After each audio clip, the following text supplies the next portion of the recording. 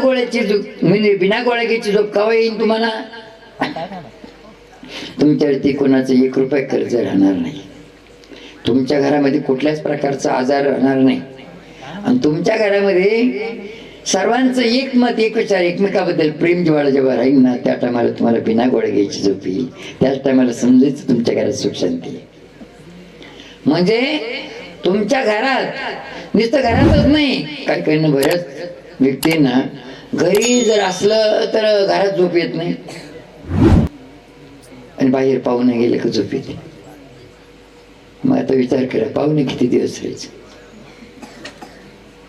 म्हणून इथं म्हणलेलं घरात आणि बाहेर एक मत एक विचार एकमेकाबद्दल प्रेम जिव्हाळा, तुमच्या कष्टाला प्रयत्नाला भरभरून यश, आणि तुमच्या घरात कोणालाही कुठल्या प्रकारचा आजार नाही, याला म्हणते सुख. मग त्याच्याच करता मात्र हा कार्यक्रम चालू आहे. पहिलं कालच उदाहरण सांगितलं ना, का ज्याला शांत झोप येते त्याच्या अंगातले कपडे घातल्यानंतर तुला झोप येईल, पण जेव्हा ज्याला शांत झोप येते त्याच्याच अंगात कपडे नाही. म्हणजे हे तुझं आहे, तुझं पशी परी तू जागा चुकला अशी. म्हणून आजच्या या कार्यक्रमातून तुम्हाला हे सांगणार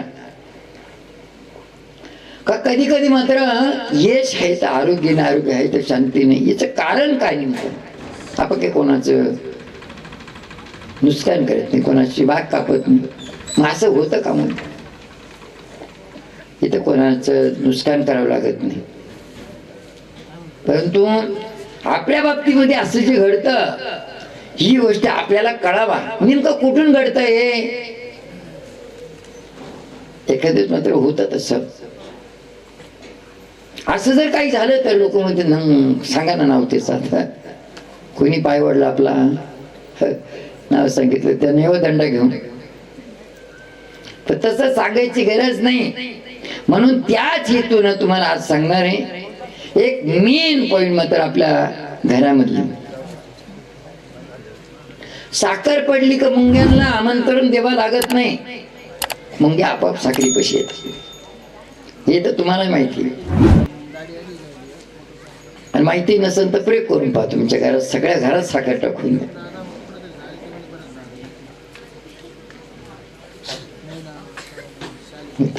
मुंग्या होत्या, साखर पडली का मुंग्या तिथं आपाप येणार बिना आमंत्रणाच्या. 4-2 तासांना उशिरा का होईना तर साखरी पशी मुंग्या येणार. लहान मुलं जेवताना वाढताना आपण जेवताना खरकट पडलं ना, माशा तिथं आपाप येणार. ही तुमच्या जीवनातलं दररोजचं नित्यक्रमातलं उदाहरण आहे. काही कुठून काही शोधून आणलं नाही. तशाच पद्धतीने शास्त्र पद्धतीनं घरातली व्यवस्था जर असेल तुमच्या ना, देवाची शक्ती तुम्हाला शोधत शोधत येईल. जशा साखरीपाशी मुंग्या येतात तसे शास्त्राच्या विरुद्ध जर तुमच्या घरातली व्यवस्था असली ना, तर आसुरी शक्ती तुम्हाला शोधत शोधत तुमच्या घरी येईल. जसे घाणीपाशी खरकट्यापाशी माशा आपोआप येतात तसे. म्हणून प्रथम पहिल्यांदा आपल्या घरातल्या जागेतली दोषबाधा नष्ट हो दूर हो याच्याबद्दल संकल्पना ठेवायची. कशी असू द्या दोषबाधा, पण याच्या करता आता आपण दिशांच्या माहितीमध्ये दुसऱ्या दिवसाच्या मार्गदर्शनात तुम्हाला ह्या दिशांबद्दल सांगितलं. फक्त आज मात्र घरातल्या जागेतली दोषबाधा असते कशी याबद्दल मात्र सांगायचं. का ईशान्य कोपरा जो आहे तर देवस्थान पाहिजे बरंच, पण ईशान्य कोपऱ्याकडं डायरेक्ट असं भिडून नाही.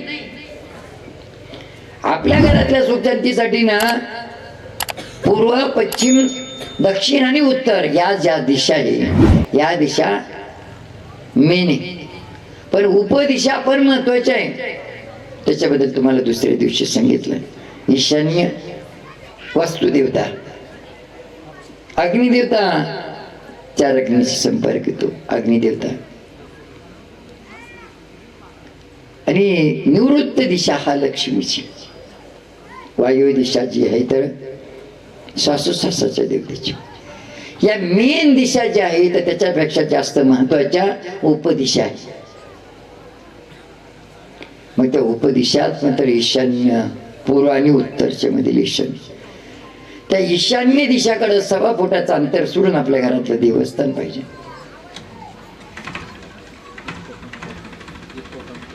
आणि इकडचा विकोपऱ्या मंत्र 1.25 फुटाच्या अंतरात दक्षिणेकडे सोडून आपलं स्वयंपाक स्थान पाहिजे. पूजेचं स्थान, स्वयंपाक स्थान या दोन्ही स्थानी बाहेरचं कोणी नाही आलं पाहिजे. पण आपली खरी परेशानी तिथंच होती. एखादा छोटा मोठा कार्यक्रम राहतो तुमच्याकडे, मग बाई एक मिरची कापी, एक तळी, एक मळी, एक भाकरी उलटी, सगळा कार्यक्रम किचन रूम मध्ये. तिथूनच परेशानी होते. तुमच्या घरातल्या सुखशांतीसाठी ना तुम्ही परिवाराने किचन रूम मध्ये जेवायला बसा, ईशान्य दिशेकडे तोंड करून.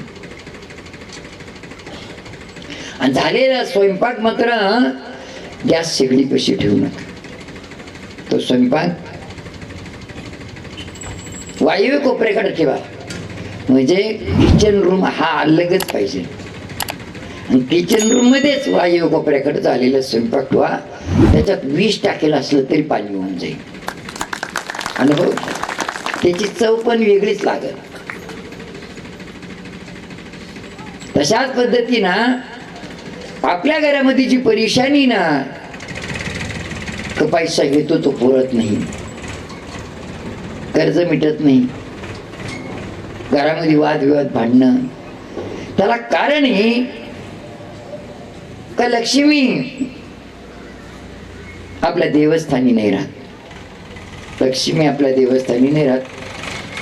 दिवाळीच्या टायमाला लक्ष्मीपूजन केलं, ती लक्ष्मीची मूर्ती होती ना, ती मूर्ती आता कालच्या अमावस्याला विसर्जन करावं लागते. कोणी कोणी विसर्जन केलं हात वर करा बरं.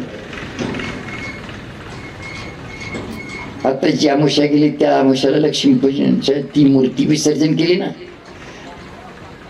बस दोन्ही जणांनी केली. तुम्ही आता पुढच्या दिवाळीपर्यंत ठेवा, दिवाळा नाही तर दिवाळा, पुढच्या दिवाळीपर्यंत. गणपती बाप्पा उठल्यानंतर गणपती बाप्पा विसर्जन करावं लागतो. काही काही मागच्या वर्षाचा गणपती या वर्षी बुडीते आणि या वर्षाचा गणपती पुढच्या वर्षी बुडीते. कर्म करते दुःखाचे आणि आशा करते सुखाची.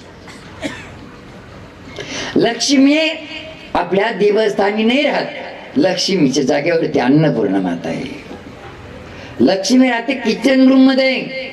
डाळ, पीठ, मिठण, तांदूळ.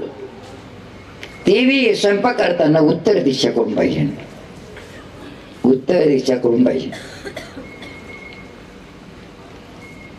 आपण मात्र लक्ष्मी राहते निवृत्त कोपरा, तिथं लक्ष्मी स्थिर नाहीये. लक्ष्मी स्थिर नाही.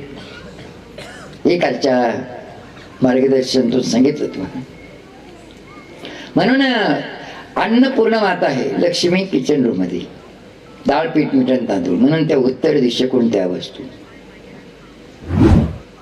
या ज्या मेन दिशा ज्या आहे ना, उपदिशा या महत्वाची, हे मात्र तुम्ही चारी कोपरे खालपासून तो वरपर्यंत मोकळे करा. अशी जर काही दोषबाधा तुमच्याकडे असेल, व्यवस्था व्यवस्थित नसेल, एक मेन गोष्ट तुम्हाला सांगितली. ज्या टायमाला तुम्ही स्वयंपाकासाठी पाणी घेते ना, स्वयंपाकासाठी जेव्हा पाणी घेते आणि पाणी शिल्लक राहिलं, ते पाणी किचन ओट्यावरती गॅस शेगडी पैसे ठेवू नका. जर अनुभव घ्यायचा असला तर अनुभव घ्या. तांब्याभर पाणी, मात्र अर्धा तांब्या पाणी तिला शिल्लक राहिले गॅस शेगडी जवळ. तुम्ही दिवसभर फिरून आले, रात्री आले ना, भांडणच होणार तुमचे. ब्रेक ब्रेक नका करून भाऊ, नाही तर म्हणजे आमच्याच नावाने फोटो मागशी. पंढरपूर करायचं असं चटकन तांब्या घेऊन यायचं, म्हणजे टोला बसायच्या अगोदर. समजलं का ना? भांडणं व्हायला लागली ना, टोला बसायच्या अगोदर ताब्या घेऊन यायचा, याच्यामुळे भांडणं होतेच. म्हणून अशा पद्धतीनं ही आपली किचन रूम मध्ये ही व्यवस्था, आणि अशी व्यवस्था नसेल ना तर करून घ्या.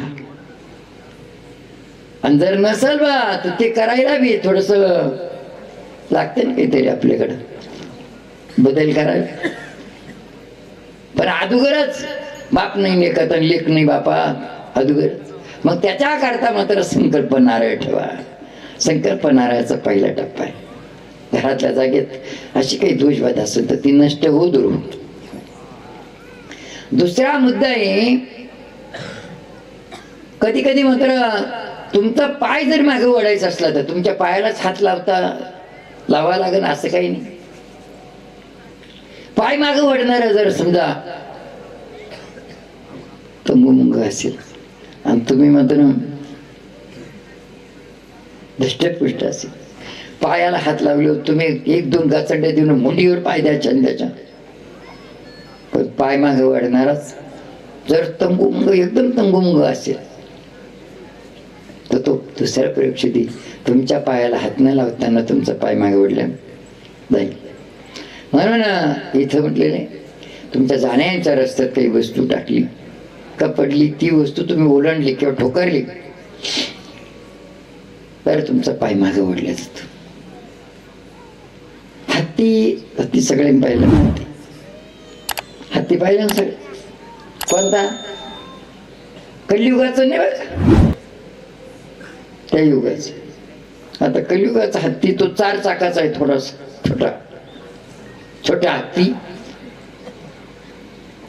आम्ही साधनेला बसलो तेव्हा हा हत्ती पाहिलाच नव्हता तेव्हा हा हत्ती आम्ही सोंडीचा पाहिला होता. साधनेतून बाहेर निघलो त्या टायमाला हा छोटा हत्ती आला तिकडून खालून. एक जण म्हणलं छोटा हत्ती आला. म्हणलं इकडे हत्ती आला कशाला? वर टाचा करू पाहतो आम्ही, तो असं सांगून निघून गेला. नंतर मग आलं तर म्हणलं महाराज काय पाहते? म्हणलं छोटा हत्ती पाहतो. काय पाहतो? ते म्हणले हे काय आला छोटा हत्ती? खालून येत होते. म्हणजे एवढा पडतो का हत्ती? तेवढं ते चढून आले. म्हणलं हा काय हाता छोटा हत्ती? म्हणलं हा बिना सोंडीचा, हा हाताच आहे वाटते, 4 चाकी छोटा नाही का छोटा हत्ती. हत्तीला एवढी मुंगी मारते बरं का, हत्तीला एवढी मुंगी मारते. हे तुम्हाला माहिती आहे का नाही? हे काय सांगतात म्हणजे एवढी मुंगी मारते. कानात मुंगी गेली का हत्ती म्हणून त्याचे कान असे करते. मुंगी कानात जायला लागली का तिचा सपाटा. तशाच पद्धतीनं कागदपत्र लावायची जी पिन असते ना, तिला पाठीमागं बोंड असते बा. ती पिन जाण्याच्या रस्त्यात कुठं पडली म्हणजे अशीच पडली नाही. तुम्ही कधी पाहिलं असेल निंबाला टाचणी टोचेल हे ते. एखाद्या डांगराला किंवा चक्कीच्या याला जर ती येत नसले तर तुम्ही काटे टोचून रस्त्यात टाकते का नाही ओलांडा, मग डांगर येते मोठी.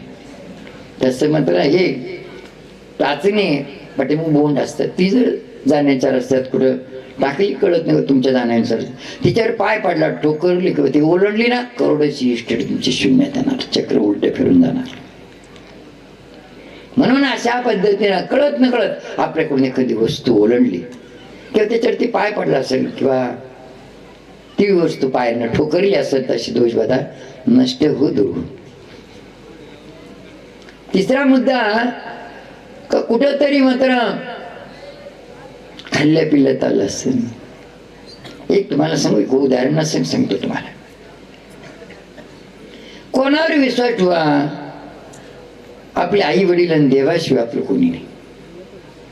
एक आपला मालेगाव परिसरामध्ये करोनाचा कालावधी होता.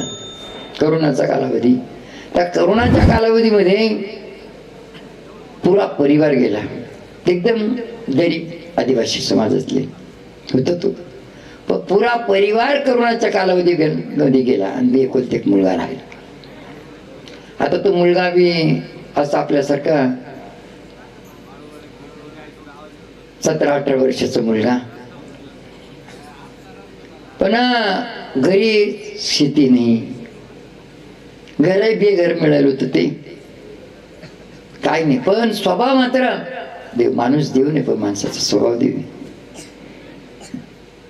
आपण पाणी भरत असलं ना, तो येईल आणि आपल्याकडून पावडा घेईल, तो म्हणून तुम्ही थकले असला तर बसा, मी भरतो पाणी. आपलं काही काम असलं ना, तो त्याच्या जेवणाचं ताट लोटून देईल, पण आपल्या कामासाठी उभा राहील. पण हे काही आशा म्हणून नाही, फक्त पोटाला 2 घास मिळा याच्याकरता परिस्थिती बिघड. म्हणून कोणी मात्र त्याचा वापर करून घ्यायचा, कोणी वापर करून घ्यायचं, पाणी भरून घ्यायचं, जेवणावारी डोरागोराचे गोठी गाठी साफ करून घ्यायचे, कोणी दूध काढून घ्यायचं, कोणी दूध पोचून घ्यायचं डेअरीमध्ये. असं करता करता तुमच्या मनासारखे शहाणे व्यक्ती म्हणले, अरे असं लोकांच्या तिकडे खाण्यावर काम करून आपले दिवस जातील का, आपले दिवस जातील का? मग काहीतरी केलं पाहिजे. परंतु प्रत्येकाच्या ठिकाणी मात्र त्यांनी थोडी का होईना पण 2 घास खाल्ल्यावर सेवा केलेली होती. प्रत्येकाच्या पोटात तुटत होतं, प्रत्येकाला वाटत होतं माझाच मुलगा जर असा असता तर मला हे कसं वाटलं असतं. असं प्रत्येक जण मनाला विचार करायचा. म्हणून मात्र अशा स्थितीमध्ये त्या मुलाला सगळ्यांनी असं मदत करून मात्र एक डीजेची गाडी घेऊन दिली. कोणी 10,000, कोणी 5,000, कोणी ते सगळ्यांनी मदत केली, डीजेची गाडी घेऊन दिली. ती डीजेची गाडी मात्र व्यवसाय करता करता करता करता थोडे थोडे थोडे थोडे त्याच्यातून मात्र बसायचे. तिथं बी काय आज मात्र सगळ्यांनीच घेऊन दिली म्हणल्यानंतर जिथं मात्र लग्न कार्याला जायचं, आपल्याच कार्याला जायचं ना, तिथं म्हणायचं तुम्हाला जी देता येईल ती. आता तुम्ही आम्ही जर सगळ्यांनी मदत केली म्हणले, असं जर इच्छाने सांगितलं की तुम्हाला जे देता येईल ते द्यावं म्हणले, 2 रुपये वाढवा देते ना. ठरवण्यापेक्षा सोयी इच्छाना जर द्या म्हणल्यावर तो 2 रुपये वाढवा देईन. जसे आपले मात्र शिवटिकडवरती गुरुजी असतात, त्या गुरुजींना आमचं सांगणं आहे का तुम्ही हक्काने कोणाकडून दक्षिणा मागू नका, तुमची इच्छा नाही. एखाद्याकडे हक्कानं मागितली 2 रुपये आणि त्याच्याकडे आहे 1 रुपया, त्याची तळमळ होईल का नाही. म्हणून मात्र त्याच्या करता अशा पद्धतीने करता करता 2 रुपये वाढवा देता देता तो मात्र त्याच्यातून ज्यांनी मात्र त्याला मदत केली त्याचे पैसे फेडून द्यायचं. असं करता करता त्यांनी त्या डीजेच्या गाडीवरती ते दुकानचे पैसे फेडून दिले आणि पुढे चलून मात्र 2 माणसं त्याच्यावरती कामाला ठेवली. त्याने एक मोटरसायकलही घेतली. कालावधी भरपूर निघून गेला. त्याच्यावरती मात्र 12.5 एकर जमीन केली. 12.5 एकर जमीन केली. आता जमीन कशी येते ना का विचारू, पण 12.5 एकर जमीन केली. थोडे थोडे थोडे थोडे थोडे थोडे पैसे लावत होता आणि थोडा थोडा पैसे लावून ती जमिनीचे पैसे फेटून गेले आणि मग थोड्या थोड्या पैशामध्ये पुन्हा लेवलिंग करता करता करता 12.5 एकर जमीन लेवलिंग करून टाकली. बोर केला, बोरला भरपूर पाणी लागलं. पुन्हा आता डीजेच्या गाडीचं आणि कांदे वांगे मात्र याचं उत्पन्नातून मात्र लोकांचं कर्ज मिटून गेलं आणि मग मात्र घराचं काम सुरू केलं. कालांतराने मात्र 4-5 मजली बिल्डिंग बांधली. हे त्याचा हात कोणी धरीना, पण नंबर झाला होता. त्यांनी कोंडीला आनंद. पण तिथंच मात्र ही तुम्हाला गोष्ट नाही सांगू राहिलो आम्ही, कथा नाही, हे काही कीर्तन नाही, अनुभवी. आणि मग मात्र त्याच्या मित्रासह मात्र द्वारकेवरती गेले. द्वारकेला, नाशिकला द्वारकेवरती एका हॉटेलमध्ये पार्टी म्हणून सगळेचे सगळे बसले. एकदम जीवाचे जीवले. त्याला आपण काय म्हणतो लंगटी दोस्त. आपले कपडे तिने वापरायचे, त्याचे कपडे आपण वापरायचे, एका ताटात जेवायचे. असं तिथं जेव्हा होतं पार्टी द्यायची, कधीचे न भेटले म्हणून पार्टी देईल. मोटरसायकल गेलं होतं. पार्टी देताना तर त्यांनी चहाची ऑर्डर दिली. चाट दिले, सगळे असे बसले टेबलावरती. आणि तो बिस्किट आणि बिस्किटचे पुडे आणि चिवडा आणायला गेला. ते बिस्किटचे पुडे